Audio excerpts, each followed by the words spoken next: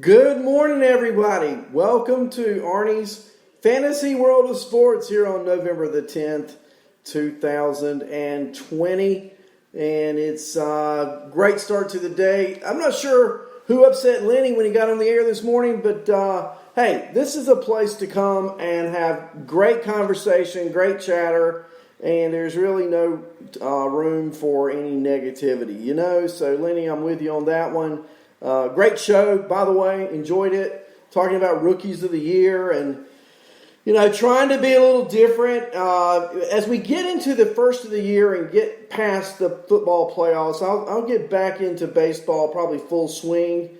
But I feel like with the offseason going on, Lenny does such a great job with the baseball coverage that we can certainly, you know, do some football on here too. And that way, those in the chat room are getting a full spectrum of sports. Probably do a little college basketball before too long because this morning, I know in the Atlantic Coast Conference, the schedules are being released at 9:30 this morning. In fact, if I can find that, we may go over that a little bit on the show today. But we're going to do a little more football, and hopefully you guys will enjoy it and have some questions. Feel free. I'm looking at the chat room this morning. We've got Andrea and Clarona and Chris Gallo and Lenny and Stardog53. Who is Stardog53? I would love to know. These names, I love them. And, of course, the ever-present Taco. Good to see you guys this morning in the chat room. Good to see you guys on Facebook, on StreamYard, and let's get right into it. Last night, I told you yesterday, I really felt like the Jets would cover the spread. I had this feeling. Flacco was starting at quarterback. They were getting Perriman back from injury. The Jets looked really good for, 3.5 quarters last night. It's a shame that they did not look so good after that. But a great game, no doubt, between the Jets and the Patriots. The Patriots pull it out late. But I want to look at that one for just a moment, both from the reality standpoint and from the fantasy standpoint. Reality, the Jets were 0-8 coming into the game. And those in the chat room yesterday let me know they were Jets fans. I think that's great they're Jets fans. I thought the Jets played a good game. I like what they're doing with their young players. Their 37-year-old running back, they're still working him in. I thought that the whole entire game, the Jets' game plan was prepared well. I just kept wondering, are the Jets really going to try to win this game, knowing that it could affect a draft pick? You think about it. I mean, they lose 30-27. They're now 0-9. They're still in first place to get the number one draft pick overall in the draft. Looking at the stats last night, Cam Newton went 27 for 35 with 274. No touchdowns. But look at Flacco, 18 for 25. Okay? So he's at 72% passing. He's your backup quarterback, Jetters. 3 touchdown passes. Frank Gore rushed for 46 yards.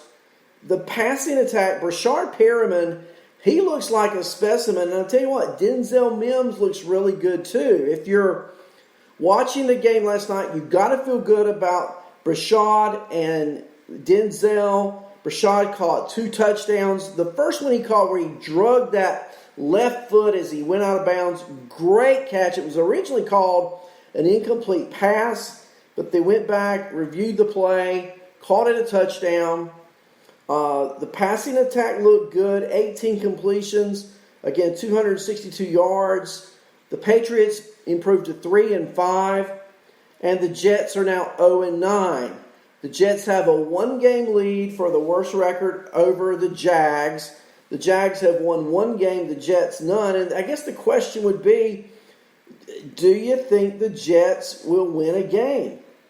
And so I think what's important to do here is let's do a flash forward and let's look at the Jets' schedule coming up. because that'll give us a pretty good idea of who they're playing, what they're up against, and, again, do you think the Jets will pose any type of threat to anybody they're playing? I mean, come on. Let's take a look. We're going to look now at the Jets schedule coming up. We know that they've gone on at 0-9 to start the year. Frankly, let's see. I'm looking at it now. Well, I thought I was looking at it now. Give me just a moment. Technology is great when it works, right? When it doesn't, not so much. Okay, so here we go. Remaining games, the Jets are at the Chargers. That's next Sunday in Los Angeles. So they have to travel cross country to play a Charger team. Look, that Charger team, I know they've only won 2 games, but they could have won so many more. They have had such close outcomes. Sunday against the Raiders, it doesn't get any more defined than that. With no time left on the clock, they throw a pass. It looks like it's caught. They ruled incomplete. If it's a catch, it's a touchdown, and they win. It's an incomplete pass, and they lose. But the Chargers are the next game. Then the Dolphins come to the Meadowlands to play the Jets. The Raiders come to play the Jets. The Jets then play the Seahawks and Rams, both on the road. Those are consecutive weeks where they are having to fly cross country. Then they're at home against Cleveland, and then they're at New England. Looking at these games, I know it sounds crazy, but that Seahawks game, they can at least score points. The Seahawks can't stop anybody. The Raiders have to travel across country. That happened last year. Now, the Raiders are a much better team in 2020 than they were in 2019. But the last time the Raiders traveled across country to play the Jets last season is a loss for the Raiders. So that's a possibility. The Dolphins coming into the Meadowlands. I'm just saying, there's not a lot of win opportunities left on that schedule. If they pull out 1 or 2, it would really be a great effort to do that. They played about as well last night as they can. So if you're a Jets fan, feel happy that you're competitive against the Patriots.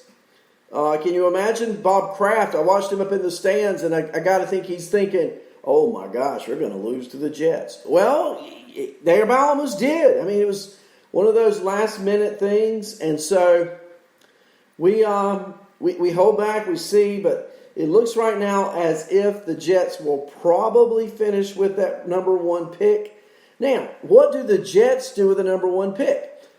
Do they go after the Clemson quarterback? You got Darnold, who they drafted just a couple of years ago, or do they go somewhere else? Do they go with some defensive help? Do they trade that pick?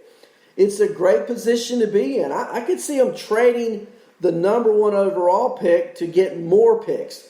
The Jets aren't 1 player away. The Jets are more than 1 player away. And so, to me, that just makes more sense. Trade the pick, get a few more. Let's look at the Jags, who have 1 win and have no secondary defense. They play the Packers Sunday. Then they are at home to the Steelers, Browns. They go to Minnesota. Dalvin Cook's going to have a day that day. They're home to the Titans. They're at the Ravens. They host the Bears. And they're at the Colts. I don't see a win there. I just don't see a win there at all for the Jags. So you figure Jacksonville finishes with 1 win. The Jets can only screw up the number 1 pick if they win a game. And when I'm saying their best chances against the Chargers or the Raiders, that's not much of a chance. I just think the Raiders are a much better team, even though they're traveling cross country. I think the Chargers are much better than their record indicates. I think we'll find that out on Sunday, next Sunday, when the Jets travel to Los Angeles to take on the Chargers. Herbert is a specimen at quarterback. I'm telling you, he can run, he can throw. I was reading something about Justin Herbert. Let's see if I can find that for you. It's a real interesting stat. Here we go.